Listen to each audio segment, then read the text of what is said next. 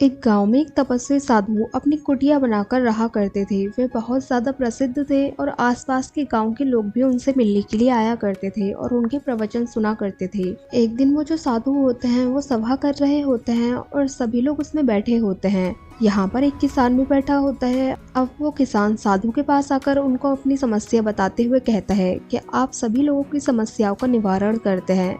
मेरा आपसे अनुरोध है कि मेरी समस्या का भी आप समाधान करिए। तब साधु उससे पूछते हैं कि मुझे अपनी समस्या बताओ। तब वो किसान उनको बताता है कि मैं एक गरीब किसान हूँ और कुछ ही समय में मेरी बेटी का विवाह होने वाला है, लेकिन मेरे पास इतना पैसा नहीं है कि मैं उसका विवाह अच्छे से करा पाऊँ और मेरी आपसे विनती है कि आप मेरी कुछ सहायता कीजिए।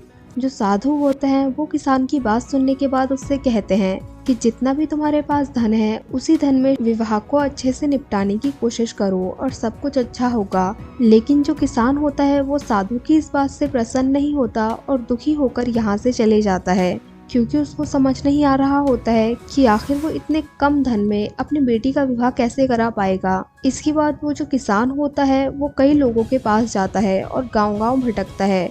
वे धनी व्यक्तियों के पास जाता है और उनसे अपनी सहायता करने के लिए बोलता है, लेकिन कोई भी उसकी बात को नहीं सुनता और ना ही कोई उसकी मदद करता है और यहाँ तक कि लोग उसको उधार देने के लिए भी तैयार नहीं थे। अब वो किसान बहुत ज़्यादा दुखी हो गया था, क्योंकि उसको कोई भी रास्ता नजर नहीं आ रहा था कि अब वो अपनी बेटी का विवाह कैसे संपन्न करेगा।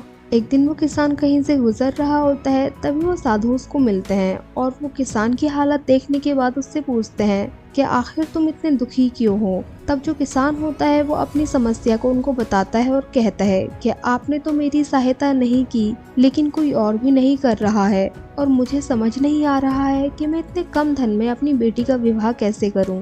और अपनी दशा सुनाने के बाद वो रोने लग जाता है।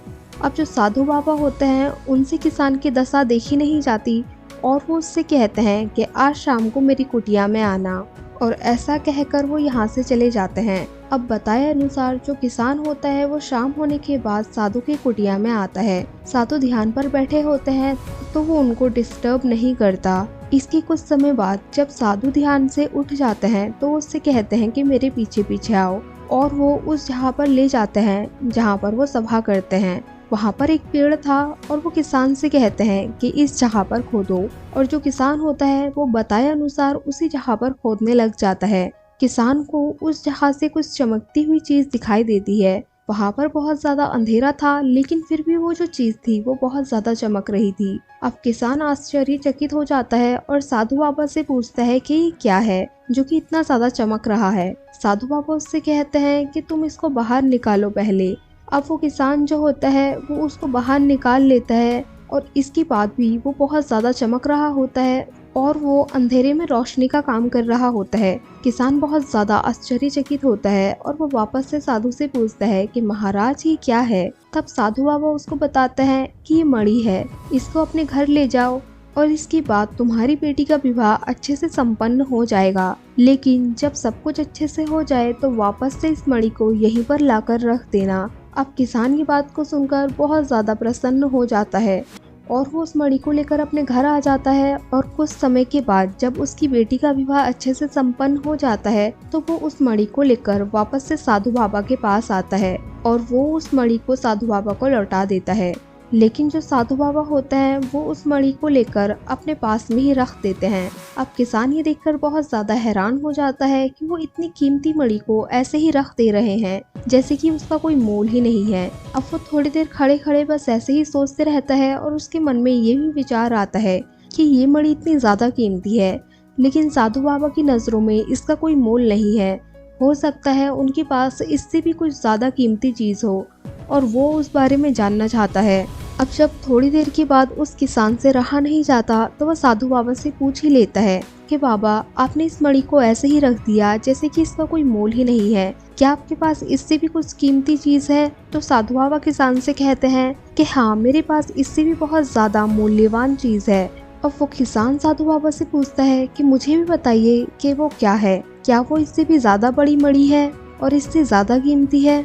तो साधु बाबा उसको बताता है कि मेरे पास प्रेम है जो कि आप सभी लोग मुझसे करते हैं, और आप सभी लोगों का स्नेह मेरे लिए इस मणि से भी ज्यादा कीमती है जो कि मैंने संभाल कर रख रखा है। जिसके सामने ये मणि और धन सभी कुछ व्यर्थ है। किसान साधु बाबा की बात से बहुत ज्यादा प्रसन्न हो जाता है और साधु बाबा की ये बात उसके मन में घर कर जाती है और वो समझ जाता है कि जीवन की जो असली खुशी है वो इसी प्रेम रूपी धन में है। और उसको समझ आता है कि ये जो धन है ये तो बस मन का मोह है जिसका लालच कभी खत्म नहीं होगा।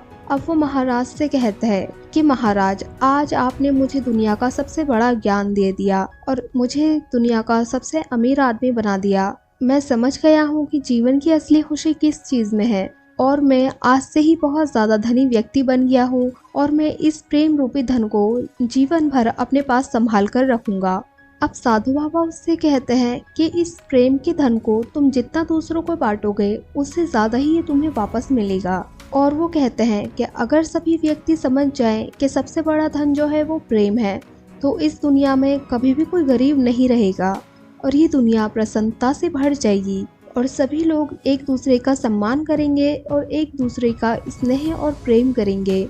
अब जो किसान होता है वो साधु बाबा की बात सुनने के बाद बहुत ज्यादा प्रसन्न हो जाता है और यहाँ से प्रसन्नता के साथ उनको धन्यवाद करके लौट जाता है। तो दोस्तों, इस कहानी से हमें ये शिक्षा मिलती है कि हमें भी अपने पास स्नेह के धन को रखना चाहिए और प्रेम के धन को रखना चाहिए, क्योंकि अगर हमारे पास प्रेम का धन रहेगा तो हम कभी भी दुखी नहीं रहेंगे और ना ही किसी को दुखी रख पाएंगे और एक दूसरे का भला कर पाएंगे। लेकिन अगर हम इन सब को त्याग कर सिर्फ धन के पीछे भागेंगे तो ना तो हम खुद सुखी रह पाएंगे और ना ही किसी और को रख पाएंगे। आशा करती हूँ कि आपको इस कहानी से कुछ ना कुछ सीखने के लिए जरूर मिला होगा।